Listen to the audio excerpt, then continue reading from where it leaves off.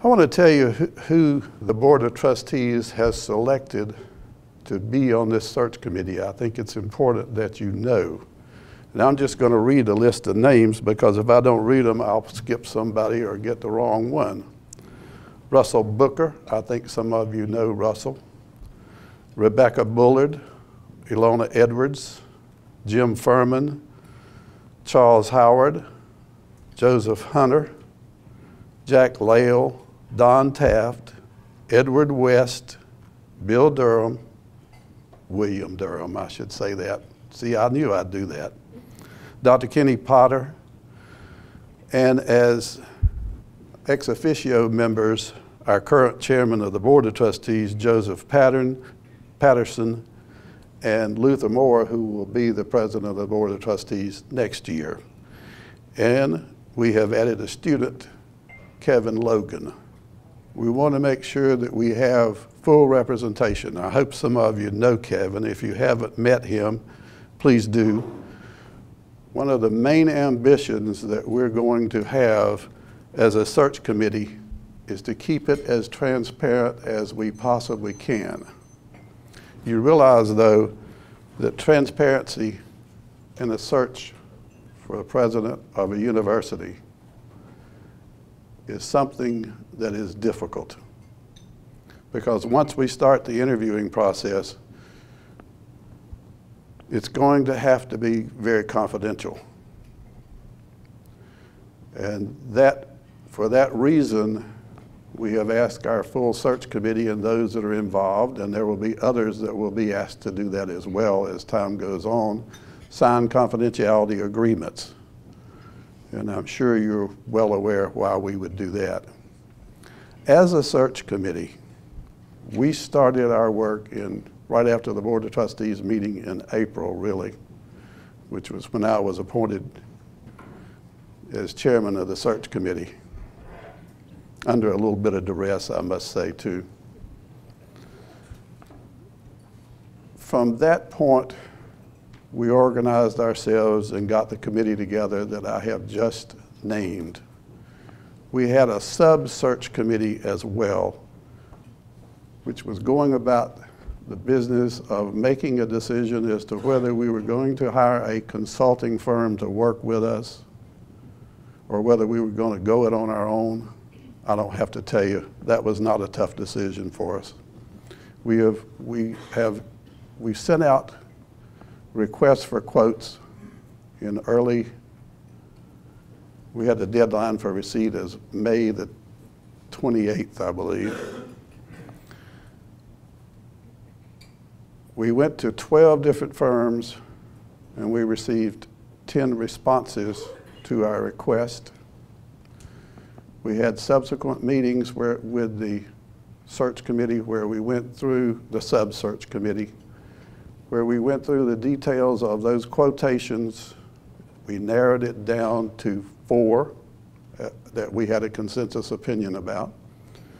We took time in July and went to the Ballantyne campus and had 2 interviews each day on a Monday and a Thursday. Brought those firms in and asked all the questions that we wanted to ask and went through their quotes and listened to their presentations of how they would go about being a consultant and working with us as looking for a new president. All these presentations were great. That's the best thing I can say from that. Those are not easy decisions when you're working with firms of their size. We finally narrowed it down to a consensus of opinion, and we hired Myers McRae to be our consultant. If you know Myers McRae, you may know Emily Myers and Kenneth. They're from Macon, Georgia. It was really kind of ironic. This week I had an occasion to be in a reception line, and I met someone who was a previous professor here, Southern Sims, and his wife Mary were where I happened to be this week. Southern also lives in Macon, Georgia now. He taught at Mercer University. Many of you know that. Emily Myers was at Mercer University for 27 years. We met with Emily this week in going through what we're going to do and how we go about it this year and working through dates. We have those dates set up.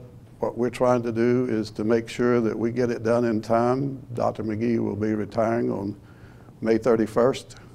We want to have someone in place. We feel very sure that by our board meeting in next April, we can have that fully in place. We think we can have a choice by sometime in the early spring.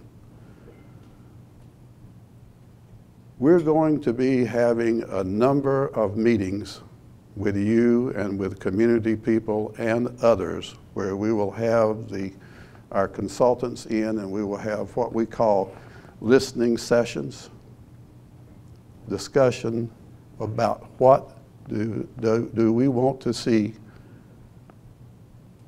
as a requirement for the new president of Wingate University. As you might imagine, the search committee with the consultants has done a fair amount of work on this already, as far as putting out the qualifications and what we expect to see. One of the biggest concerns that we have is that with you as faculty, with our students, with what we are today as Wingate University, what you are, what the academy is, we want to make very sure that our new president fits. After 23 years, that might be a hard shoe to fill for the incoming president. I think we all are aware of what that position will mean when you step on campus the first day, when you meet the academy for the first day that is here. I can assure you that the Board of Trustees wants to see us continue with the success that we've had over the last number of years and the growth that we're going through. You might like to know with Myers McRae who they have actually done research for and put in place. One is Dr. William Kraft at Concordia College, Moorhead. Mrs. Rebecca Bergman at Gustav Adolphus College. Dr. Lanny Hall at Harding Simmons University. Dr. William McKinney at Valdosta State University, and Dr. Darrell Colson at Wartburg. Those are some that I wrote down. There are many more on the list. They are, as I said, in Macon, Georgia, and that's one thing that's in their positive thing, I think, in being in the Southeast. They work with Southeast universities. They work a lot with the University of Tennessee and other places. We're in the early stages of our presidential search. And before the work of our search committee actually begins in earnest, the consultants, as I said earlier, really want to hear from you. And they want to have conversations with you about the qualities, the experiences, and the areas of expertise that you would like our next president to have. So on Monday, September the 15th, and Tuesday, September the 16th, Emily and Kenny from Myers McRae will visit the campus to dialogue with you about these topics.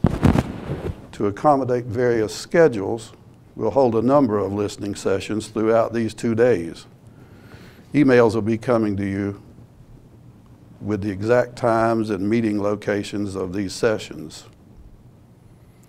And after the listening sessions are over and complete and your feedback has been incorporated, Myers McRae will create an announcement for the position and will begin advertising for our next president. What happens? What are going to be the important dates this year as we go through with the search committee? We will actually start in earnest with conference calls that we will have as a search committee on October the 14th. And we'll have a second one on December the 10th. Our application deadline for applications will be Friday, January the 30th. Our the search committee will do candidate ratings along with the consultant firm that we're working with on February the 1st. And then we'll go through the resume reviews. We'll be together as a full meeting team on February the 3rd to do that. And we'll start the candidate initial interview process on February 18th and 19th to give you some idea of the schedule that we will be working with. And if everything goes according to our plan and what we're laying out, we will actually have campus visits by candidates sometime the first week of March, between March 1 and 6. And we will be narrowing it down to making a final decision. Now, I think as we bring these candidates in, it gets even more obvious to you why we would have confidentiality agreements. We hope we won't be interviewing people who are just looking for jobs, and I'm sure we won't. And one of the questions that we ask our consultants is, how many resumes do you think as a search committee we're going to be working through? The average number that consultants see is somewhere between 75 and 150 applications. You know Wingate. You know the reputation that we've had over the last few years. I'll be very surprised if we don't come up toward that top number.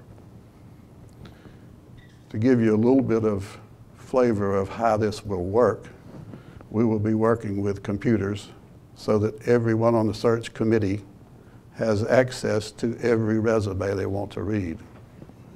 As you might imagine, the consultants will be going through those to begin with. We'll have two categories. Those we want to consider in the end on a rating, and those who, because of qualifications, drop out early on in their applications. I'm going to stop right there. Once again, I thank you for allowing me to be here. I hope you will attend these listening sessions. And if you have questions now, I will do my very best to answer them. I think the number one thing that we have been concerned with has been the fit to what Wingate University is today. Here, I mean, we're not looking for someone who's going to come in and just turn the basket completely over. We have done a lot of work in that area in putting down qualifications and working with our consulting firm. As you might imagine, advancement is a big part of it. Admissions is a big part of it. We have good people in our administration working with that part of it. Faculty is a big part. You have to know the faculty. Community, I mentioned the listening sessions here. We will have listening sessions with the people of the community as well as we talk through this. The ability to speak. I don't have to tell you that fundraising is an important part of the president's job here. When I say advancement, I include that in it.